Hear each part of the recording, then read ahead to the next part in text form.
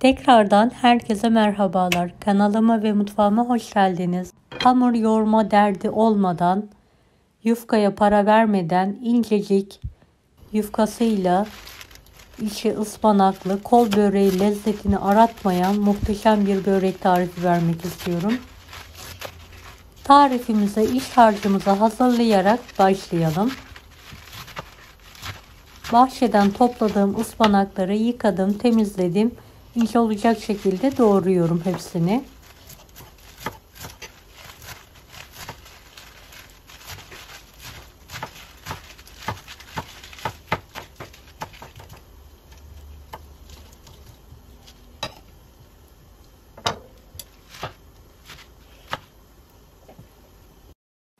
İki adet kuru soğanı bol zeytinyağı ile kokusu çıkana kadar kavuralım.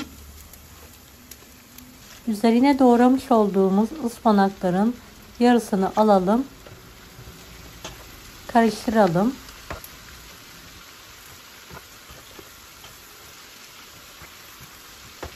Evet, ıspanakları hızlı bir şekilde karıştırıyorum.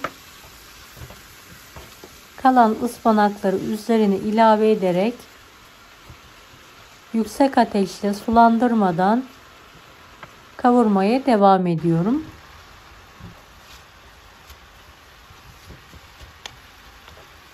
Videomu bu kısma kadar izlediyseniz yorum kısmına herhangi bir emoji bırakırsanız bana destek olmak için sevinirim. Evet, bir tatlı kaşığı tuz ilavesi yapıyorum ve karıştırıyorum.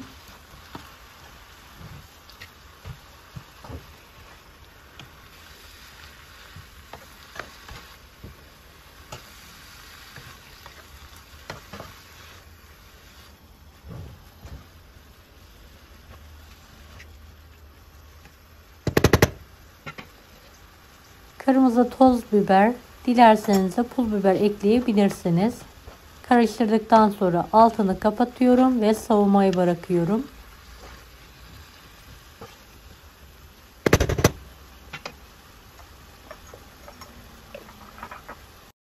3 adet yumurtayı kırarak uygun bir kaba alalım.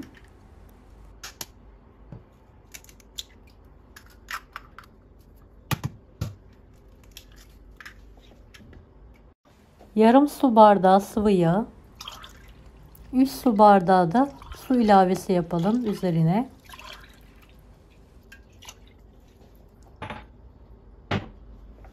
2 su bardağı un,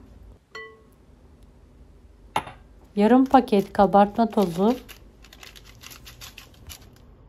1,5 tatlı kaşığı da tuz ilavesi yapalım. Mikser yardımıyla pürüzsüz olana kadar karıştıralım.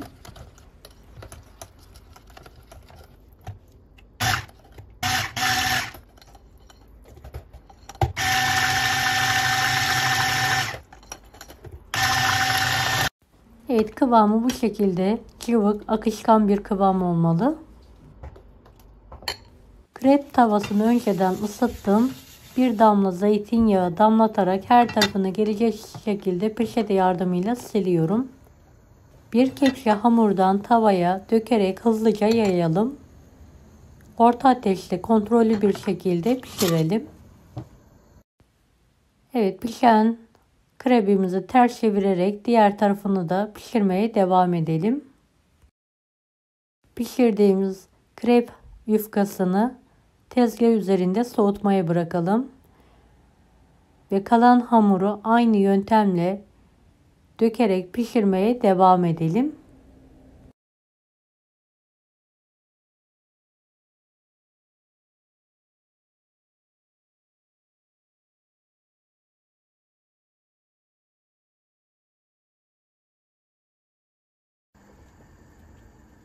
Evet, krepleri incecik pişirmeye dikkat edelim. Bir kepçeden fazla dökmeyelim.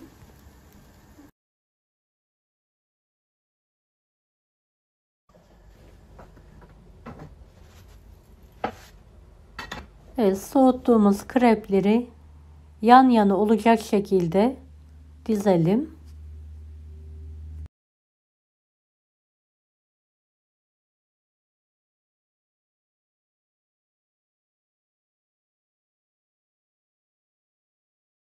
Hazırladığımız ıspanaklı harçtan kenar kısımlarına bolca koyarak uzaltalım.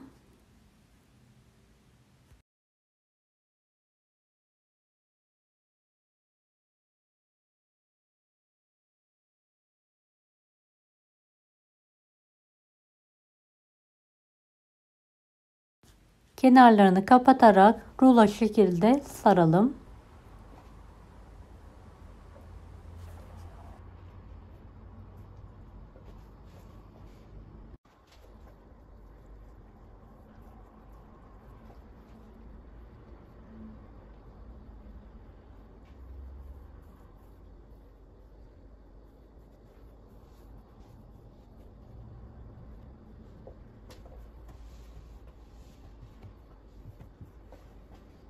Kalan krep hamurlarını aynı yöntemle hazırlayarak şekil vermeye devam edelim.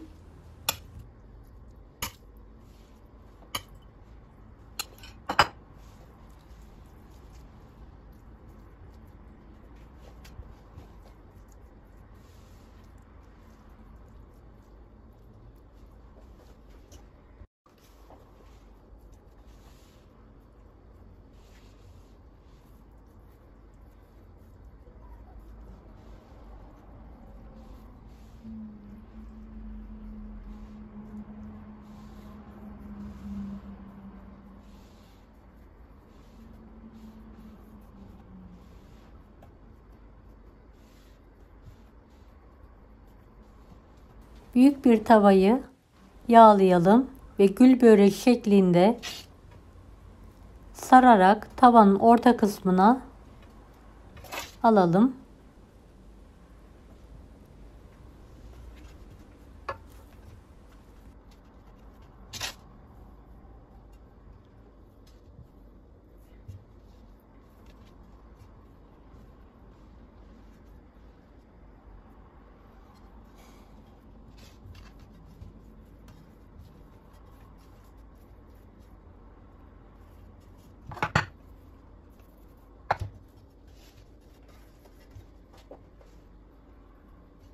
Evet, böreğimiz pişmeye hazır. Orta ateşli kontrol bir şekilde pişirmeye bırakalım.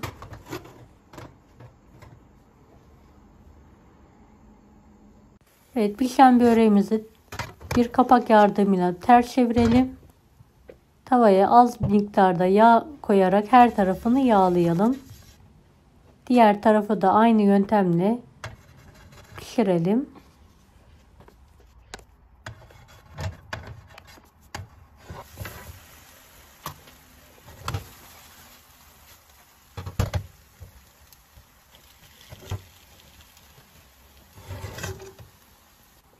Görüntüsüyle, lezzetiyle gerçekten kol böreğini aratmayacak muhteşem bir lezzet oldu. Mutlaka denemenizi tavsiye ederim.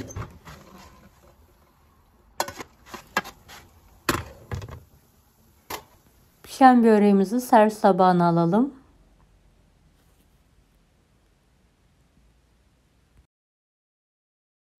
Evet, kalan hamurumu aynı yöntemle pişiriyorum.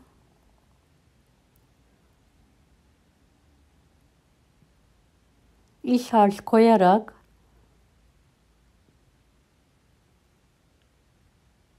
katlayarak tavada pişirmeye devam ediyorum. Dilerseniz bu şekilde de yapabilirsiniz.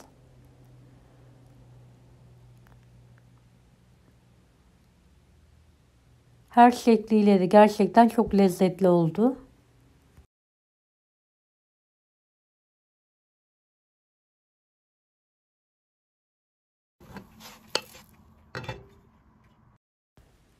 Dilimleyerek işini de sizlere yakından göstermek istiyorum.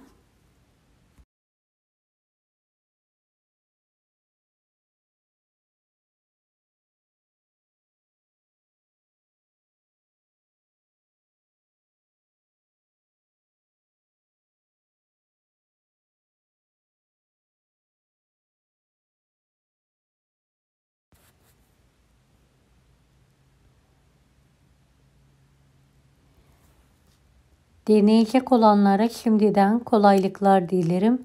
Kanalıma ücretsiz abone olmayı unutmayın. Bir dahaki videolarda görüşmek üzere. Allah'a emanet olun. Hoşça kalın.